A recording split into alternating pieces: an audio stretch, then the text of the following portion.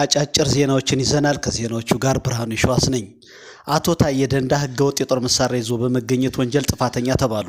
አቶ ታዬ ደንዳ የመንግስት ከፍተኛ ባለስልጣንና የክልሉ ምክር ቤት አባል በነበሩበት ወቅት በህገወጥ የጦር መሳሪያ ዝውውርና ይዞታ ተከሰው በዚህም የ7 ዓመት ከ2 ወር እስራት ተፈረደባቸው።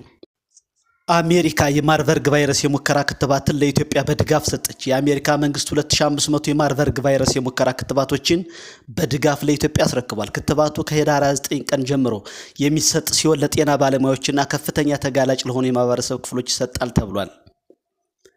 የቻይና ቋንቋ ትምህርት በኢትዮጵያ ትምህርት ቤቶች የማስፋፋት እቅድ ቀረበ። የትምህርት ሚኒስትሩ ፕሮፌሰር ብርሃኑ ነጋ ከቻይና ከመጡ የልዑካን ቡድን አባላት ጋር በሁለቱ ሀገራት መካከል ያለውን የትምህርትና የቋንቋ ትብብር ላይ ውይይት ማድረጋቸው ተገልጿል።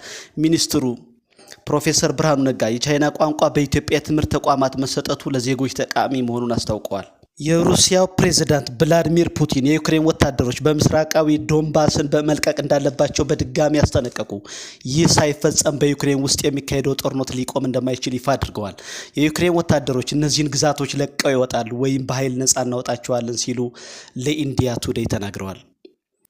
በመጨረሻም አንድ የኬንያ መንግስት ሆስፒታል ውስጥ የሆነ አስቂኝ ገጠመኝ። አንድ ታካሚ ኤክስሬይ ከተነሳ በኋላ ውጤቱን ያዩት ዶክተሮች አስደንጋጭ ዜና ነገሩት። በጣም እናዝናለን፣ ደረት ውስጥ በህይወት ያለ ትልቅ በረሮ ይታየናል። እዚህ መውጣት ስለማንችል ለህክምና የግድ ወደ ሲንጋፖር መሄድ አለብን ሲሉ አሉት። ሰውየውም በጭንቀት ተውጦ ለህክምና ወደ ሲንጋፖር ይሄዳል። የሲንጋፖር ዶክተሮችም ከመረመሩት በኋላ በረሮው ያለው አንተ ደረት ውስጥ ሳይሆን እዛው የተነሳበት የኤክስሬ ማሽን ውስጥ የገባ በረሮ ነው ተባለ።